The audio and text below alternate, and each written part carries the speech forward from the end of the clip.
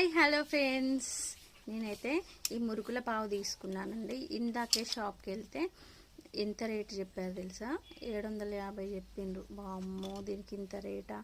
మాది ఉన్నదండి, మాది చూపిస్తా, జస్ట్ వెయిట్. మాదైతే ఈ విధంగా ఉంది, అంటే పని చేస్తుంది. కానీ ఇందులో వస్తాయి చూడండి ఈ పావులు, ఈ దొడ్డు పావులు మా పిల్లలు అస్సలు తినదు ఈ మురుకులు.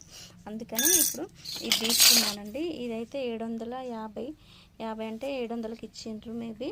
దీంట్లో అయితే 4 వచ్చినాయండి బిల్లలు, 4 వచ్చినాయి.